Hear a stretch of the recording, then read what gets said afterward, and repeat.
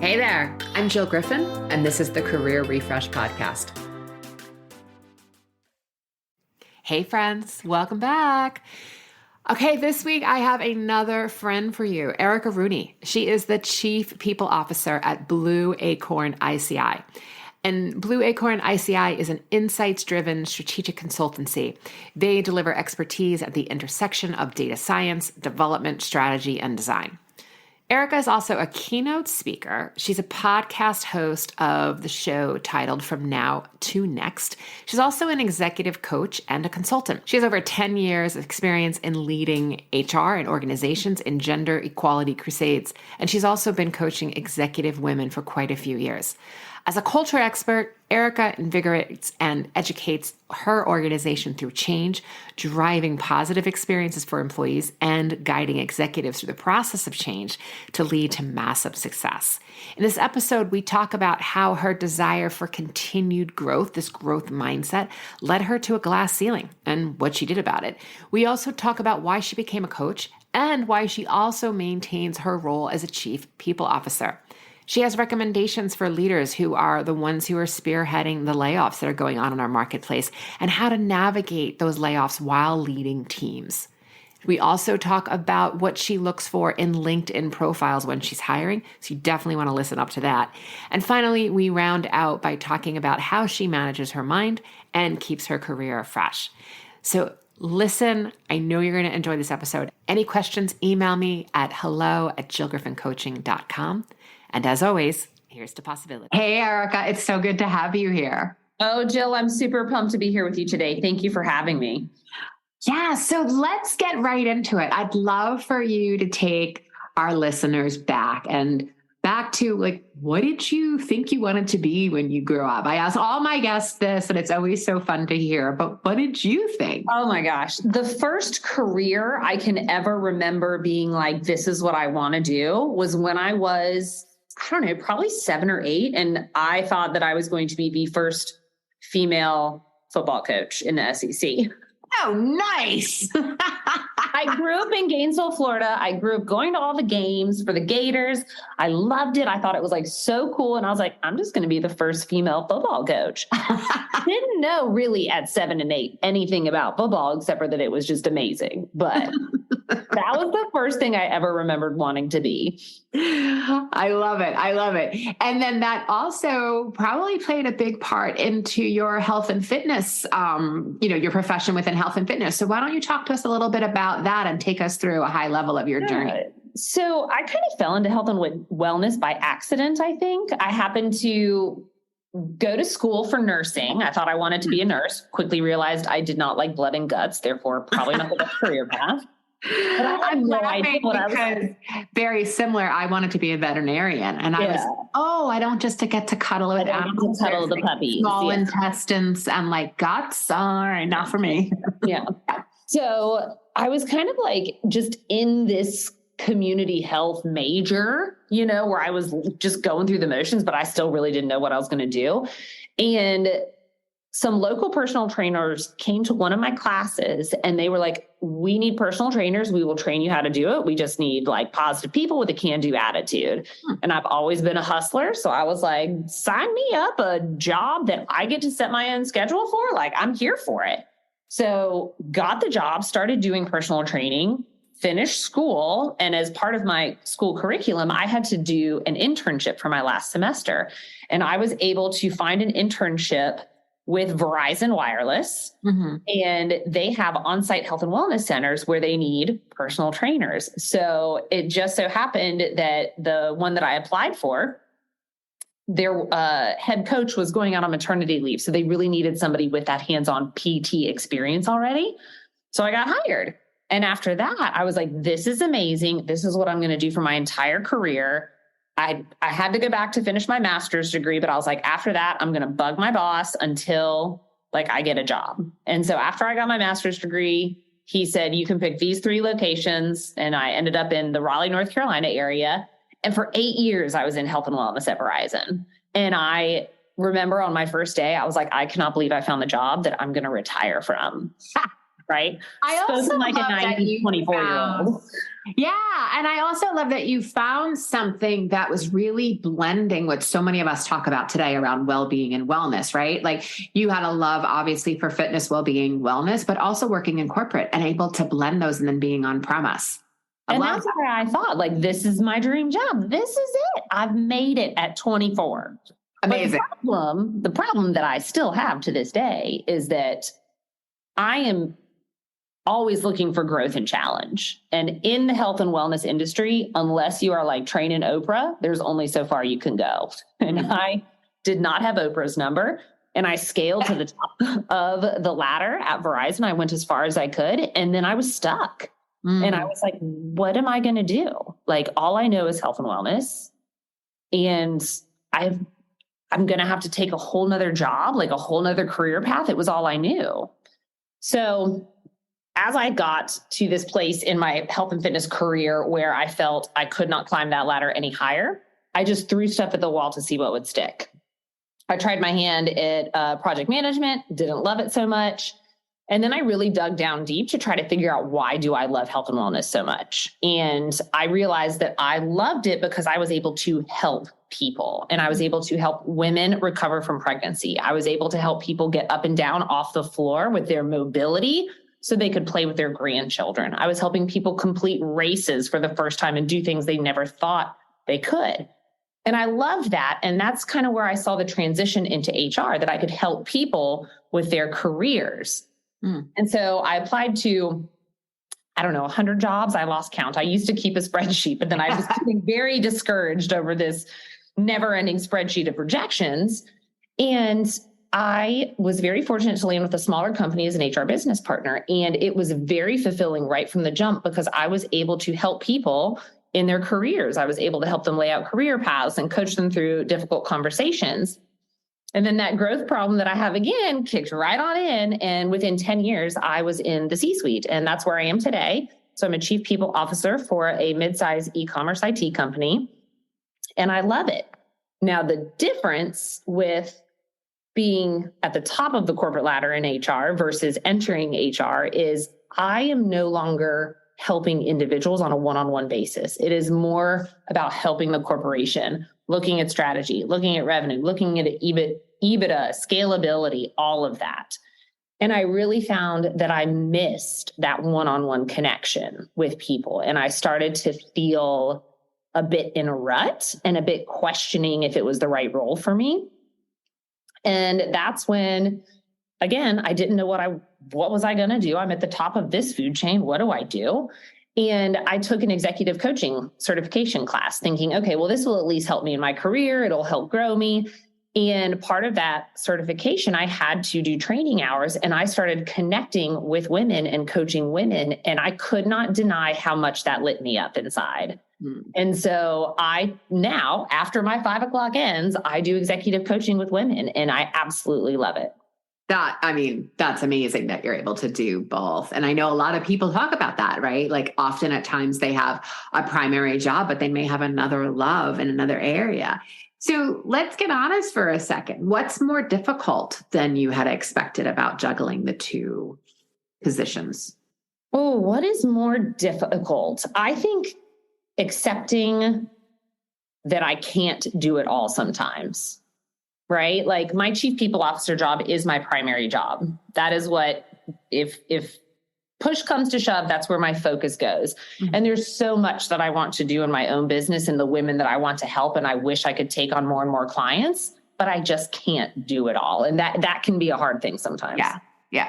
Then let's look at the opposite. What do you like more than you thought about holding the two roles? I like that it just gives me a different outlet. It utilizes my skills in different ways.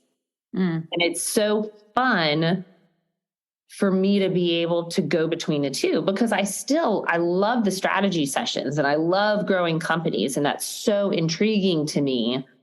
But I was missing that connection with these women and these one-on-one stories. But now I have that too. So I think before, like I really got going into it, I really felt like I had to pick one or the other eventually.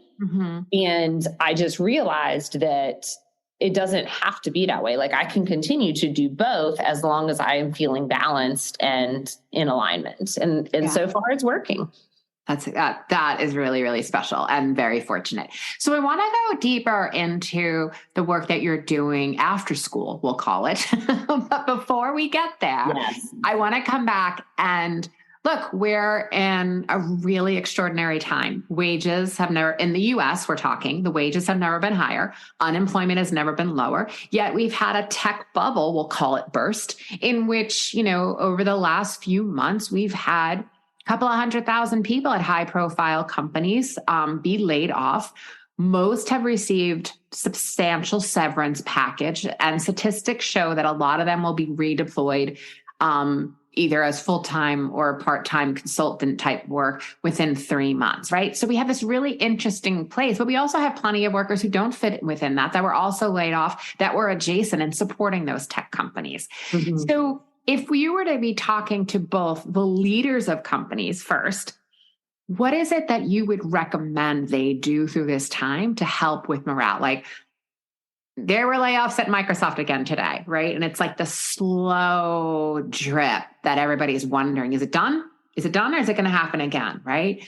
What would be some of the recommendations you would give as a senior leader and a chief people officer to other senior leaders to help them manage perhaps the unsettledness or what's going on amongst the employee ranks right now? Transparency, and I know that that's easier said than done sometimes. And there's a lot of limitations when it comes to that. But I also think when it comes to RIFs, if you are a leader and if you have control over when they are done, if you can get them all done in a shorter time frame, like I know it's a lot of hurt at one time, but it provides a feeling and a sense of security for the people who remain. Because when you go through these layoffs and team members start noticing around you, like all these people aren't online anymore that I used to ping, and I'm seeing their updates on LinkedIn that they've been laid off, like I'm wondering if I'm next. And then I'm out there looking, so you run this risk of higher, attrition because people are scared. So the more you can be transparent about layoffs are done in these groups, we're moving forward, we had the impact by X percent, we don't anticipate any further changes going forward. That's great, right? What I would further challenge leaders to do is, with this wild COVID bubble and everything that happened, so many people swung so far to the right? I consider it like a pendulum swing. Yeah.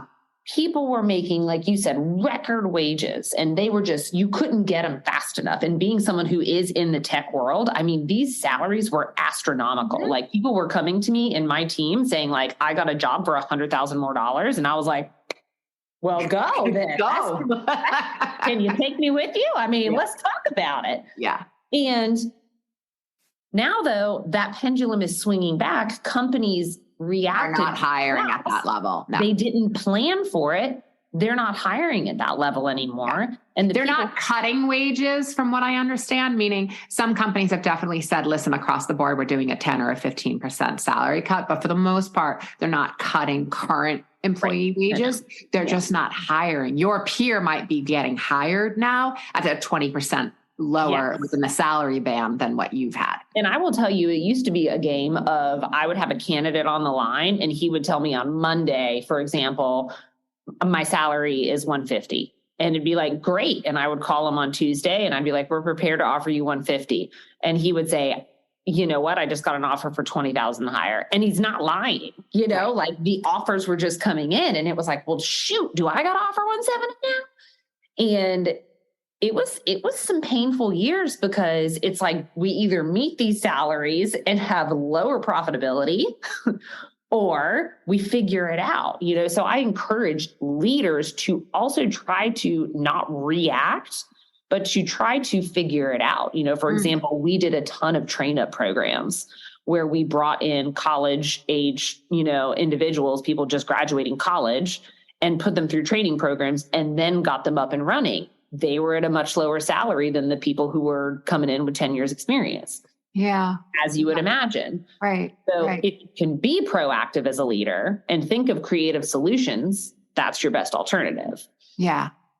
So then on the flip side, to our listeners, what tips would you give if you're in the job market, either because you were just part of a reduction or you're sensing the sign, or it's just time for you to make a change? What qualities, attributes, tips would you give people who are looking right now? Again, you're a chief people officer of a tech company. You see a lot. Yeah. I mean, my first tip is network like hell, right? Like, these are the days where it's not what you know, it's who you know. And especially if you're in higher leadership positions, it is all about who you know. And I will tell you, I landed 2 of my best jobs by networking through LinkedIn alone. It wasn't about applying on the websites. There is a bunch of AI out there that sorts through resumes, and who knows if yours is going to get picked. It's not necessarily about what a strong player you are and your skills and experience. Sometimes it's just about the luck of the draw where your resume landed on that pile, So networking like crazy and having your own personal brand on LinkedIn. And this is something that I stress to so many people. And they're like, well, what do you mean? Like, I'm a technical architect. I work for, this IT company. And I'm like, yes, but you personally know so much about this industry or whatever it is. And so I actually have on my LinkedIn, I have a free LinkedIn course that you can take that talks about how I teach people to strategize what they should post on LinkedIn and when. Because if I'm a recruiter, if I'm a manager hiring somebody, I'm going to LinkedIn to see who are they, what are they doing? And I pull up their LinkedIn, and if they're posting, let me tell you the top 5 things you should know about being in tech right now, or let me teach you this really cool trick about WordPress or whatever it is, I'm like, oh, wow, that's really interesting. Like, they know their stuff. It gives me more information about them than a traditional resume. And I have 2 people that look very similar on paper, but that person who's blasting it all out there on LinkedIn in a positive manner, I'm going to lean towards that person. Right. So I would also say that in another way, it's like you're looking for the person who's putting value out there on a regular basis, not because they're being told to, but because they have a passion for the topic or the passion for the subject matter, and they're putting value out there. Yeah. And I get a lot of people and women that I work with that are like, well, social media is not my thing. Like, it doesn't come naturally to me. And I get that. And I don't think that you should put stuff out there if it doesn't come naturally to you. But there is stuff that you can put out there, right? Like, you can put out an article from Forbes magazine and just say, hey, I thought this was really cool. Doesn't take a lot of time, doesn't take a lot of thought, but it shows that you're involved in the industry. It shows that you know what's going on and that you want to share it. So it just brings about all this other stuff about who you are as a person just by doing a simple reposting of an article. Yeah. I love it. Really good reminders for people to just showing that they're out there, that they're being in contribution and creating value. Yeah. So let's take a switch a little bit into, one of the questions I tend to ask people is how do you keep your career fresh? And it sounds like from your previous answer with having the day job and the after school job are the ways in which you keep connected and passion to those women. Tell us a little bit more about what you do with those women. So usually I am working with women who are mid to executive level, right? So we're talking like director, VP, or higher. And they are coming to me because they are stuck in some way, shape, or form, right? Whether they are stuck in their role, they don't know where they want to go next, or they feel like they can't get promoted, or sometimes it's just like, I need some outside perspective. But what I do with them is I have a list that they go through, and I have them prioritize what means the most to them and where they want to focus. And on that list are things like, work-life balance, executive presence, presentation skills, all of those things. And we start tackling them one by one. And what I always find interesting is we very rarely stick to the list, because what happens is as we dive into something, a real life experience comes out and we share it and we talk about it and we roll with the punches. But it's just about developing who they are as a leader, and a lot of times helping women find the confidence that they need to speak up in a room full of men. At the top, It is still very male dominated. And if you are the only female in the room, it is a lot of unique challenges. And so we go through what those challenges are and how they can also work positively with their male counterparts so that they can bring their whole selves to work. I am a huge proponent on being able to be a wife, a mom, and a career woman all at one time. No, and I love that you're giving the support, especially about how to work with, right? That we're working with others, that, as you mentioned, there are still, dominant of men in leadership, and how to work with them, and how to, bring yourself to work, bring all the pieces of you to work, but still make sure that you're working within the colleagues that are currently there. So I think that's a really good reminder. When you think about your own mindset, right? You have highs and lows, you have good days and bad days. You're human like the rest of us. How do you manage your mind? Oh, I do a lot of journaling. I do a lot of gratitude work, because I feel that when you focus on the positive, I do believe in the neuroscience of changing your brain and being able to focus on positive things versus the negative things, right? People who focus on the negative, they will pump out 10 amazing projects and have a small error on one, and they focus on the error, not the 10 other projects that are amazing, right? So I really try to frame what I am doing well and how I am doing well. And I will tell you that is not always an area that I am great at. And I have a coach, I have a therapist. My therapist was like, Erica, you need to start keeping a journal of all your wins. Like every day you need to write down your wins, whatever that is. Maybe it's that you got up today. No, it's great advice. It's great advice. So the brain doesn't know unless you tell it sometimes. Right. You have to remind yourself, look at what I have accomplished.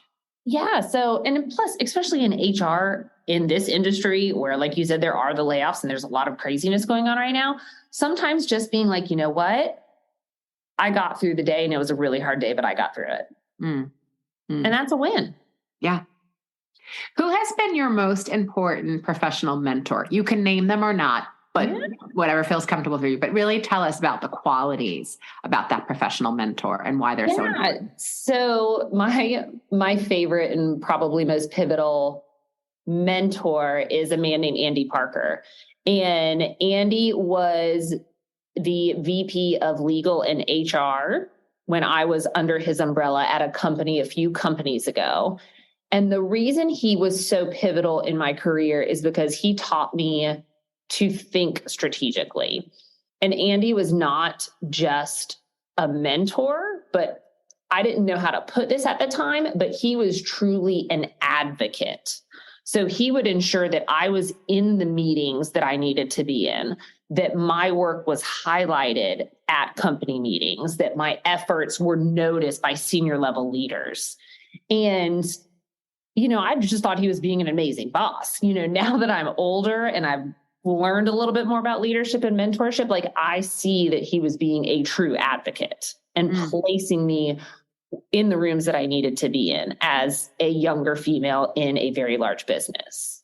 Yeah. Yeah. Those are the allies we love. So thank you. Thank you to Andy and the others who make him in the world. All right. My final question for you is what content, what podcast, what book are you reading that you would recommend to our listeners to help them along with their career journey? Oh my God, I read so many books. I will send you a list of my favorite, but the one that I always go back to, and again, this is for women, so I'm sorry to all the male listeners, but it's a book called Burnout by Emily and Amelia Nagoski. They're sisters. So good. I talk about it all the time on the show. There you go. Case in point, it's amazing. But there's another wonderful book out there that I finished reading last year called Invisible Women. And it is all about how, as women, we are living in a world that is based off the data of men. So, for example, chemo drugs are all put out there based off of a male's height and weight ratios. They don't take into account that women have more fat than they do muscle. How does that help us with, I'm not a scientist or a doctor, so I don't know how that drug would interact in our bodies, right? When they do FDA, it's all based on men and men's stats. When they do airbags, those are male crash dummies. You ever seen a female crash dummy? Probably not. Yeah. Yep. So Erica, thank you. This was really helpful. I think your information, especially what you do with women after school, as we joked, I think your tips on both being a chief people officer and what to look for, if you're looking for a job, what to do as leadership today, I think all of that's helpful. And even your tips about content that you're reading and things that you're consuming right now is helpful. So thank you for all of those tips. It was a treat to have you. And I look forward to continue our conversation on a future podcast. Oh, likewise. Thank you so much.